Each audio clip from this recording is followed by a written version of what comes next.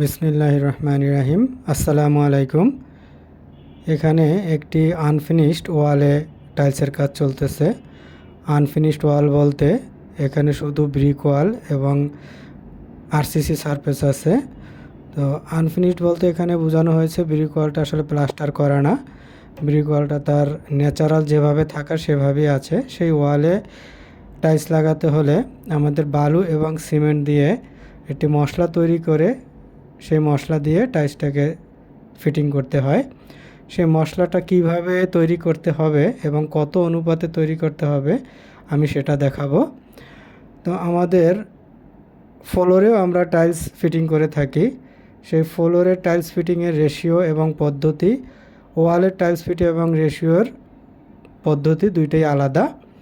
তো আজকে আমি ওয়ালেরটা দেখাবো, অন্য কোনো এক সময় আমি ফ্লোরের টাইলস ফিটিং পদ্ধতি এবং মশলা মিক্সিংয়ের পদ্ধতি আমি দেখাবো আপনাদেরকে। তো আমি এর আগে একটি ভিডিও পাবলিশ করেছিলাম ব্রিক ওয়ালের মশলা কিভাবে তৈরি করতে হয়। তো সেই ভিডিওটি দেখে আমার এক ভাই, খাইরুল বাশারুল নামের এক ভাই, সে আমার কাছে জানতে চেয়েছে কিভাবে টাইলসের মশলা তৈরি করতে হয়, মিক্স করতে হয়। তো তার কমেন্টসের ভিত্তিতে আজকে আমি ভিডিওটি তৈরি করেছি। আশা করি সেই ভাইয়ের সাথে সাথে আপনারাও উপকৃত হবেন।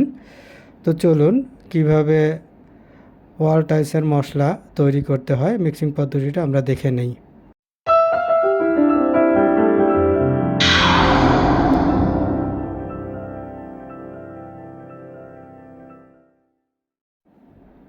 ওয়ালে টাইলস ফিটিংয়ের জন্য আমরা যে মশলাটা তৈরি করব সে মশলার ম্যাটেরিয়ালসের অনুপাত হলো 1:3। আমরা যদি 1 বস্তা সিমেন্ট নেই তাহলে আমরা তার সাথে 3 বস্তা বালু নেব। এখানে আমি 1 বস্তা সিমেন্টের মশলা তৈরি করে দেখাবো। আমার এখানে 3 বস্তা বালু দেয়া হচ্ছে। আমরা আমাদের দেশে যে সিমেন্টটা আমরা পাই, সেই সিমেন্টের 1 বস্তা সিমেন্টের ওয়েট হলো 50 কেজি।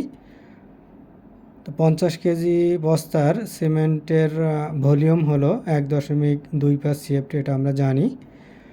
তো 1.25 সিএফটি যদি 1 ব্যাগ সিমেন্টের ভলিউম হয়, তাহলে আমরা যেহেতু 3 বস্তা বালু নিয়েছি, সেই 3 বস্তা বালুর ভলিউম হবে 3.75 সিএফটি। তো 3 বস্তা বালু আমরা প্রথমে নিব, তার উপরে আমাদের সিমেন্টের বস্তা থেকে সিমেন্ট ঢেলে নিতে হবে। তো সিমেন্ট ঢেলে এটাকে খুব সুন্দরভাবে বালুর উপরে বিছিয়ে দিতে হবে। এরপরে বেলসা দিয়ে বালুটাকে কাটা শুরু করতে হবে। তো আমাদের মশলাটাকে, বালু এবং সিমেন্টটাকে এমনভাবে মিক্স করতে হবে যাতে বালু এবং সিমেন্ট আলাদাভাবে বোঝা না যায়। সেজন্য মোটামুটিভাবে আমাদের বালুটাকে মোট 3 কাঠা দিতে হবে। এখন প্রথম কাঠা চলতেছে। 3 কাঠা যদি দেই তাহলে বালু আর সিমেন্ট আলাদাভাবে বোঝা যাবে না। প্রথম কাঠা শেষ হলো, এখন আমরা দ্বিতীয় কাঠা দিব। প্রথম কাঠায় দেখেন বালু এবং সিমেন্ট দুইটাই আলাদা আলাদাভাবে আছে, ভালোভাবে মিক্স হয়নি। এখন আমাদের দ্বিতীয় কাঠা শুরু করতে হবে। আমরা দ্বিতীয় কাঠা শুরু করলাম। তো আমাদের যখন আমরা কাটা দিব বালুটাকে বেলসা দিয়ে, বেলসাটাকে এমনভাবে ঝাঁকাতে হবে যেমন অল্প ঝাঁকিতেই মশলা, সিমেন্ট এবং বালু মিক্স হয়ে যায়। তো আমাদের দ্বিতীয় কাটা চলতেছে। যতক্ষণ বালু এবং সিমেন্ট আলাদাভাবে দেখা যাবে, বোঝা যাবে যে মিক্স হয়নি, ততক্ষণ আমাদের কাটতে হবে। এখানে দ্বিতীয় কাটা দেয়া হলো। দেখেন এখনও বালু এবং সিমেন্ট কিছুটা আলাদা রয়েছে, ভালোভাবে মিক্স হয়নি। তো আমরা আমাদের কাজের অভিজ্ঞতার ক্ষেত্রে আমরা দেখেছি বালুটাকে যদি 3 কাটা দেয়া হয় তাহলে খুব সুন্দরভাবে বালু এবং সিমেন্ট মিশে যায়। তৃতীয় কাটা চলতেছে।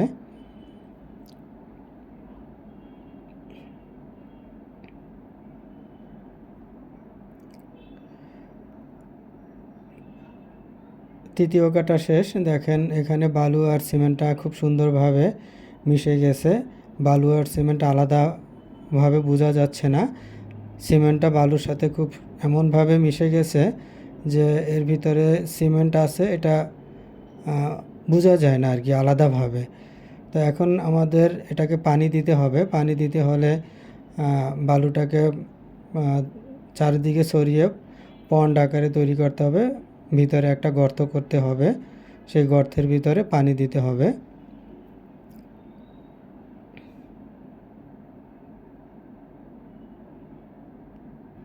এখানে পন্ড তৈরি করা হলো, এখন পানি দেওয়া হবে। পানিটাকে এমন পরিমাণে দিতে হবে যেন পানি এবং মিক্সিংকৃত বালু সিমেন্ট মিক্স করলে একটা পেস্ট তৈরি হবে। বেশি পানি দেওয়া যাবে না। প্রথমে অল্প পানি দিয়ে তার ভিতরে চারদিকে যে ছড়িয়ে থাকা বালুটা আছে আস্তে আস্তে সেই বালুটা তার ভিতরে দিয়ে দিতে হবে চারদিক থেকে। এভাবে বালুটা পানি নিয়ে নিবে এবং একটা খুব সুন্দর একটা পেস্ট তৈরি করবে।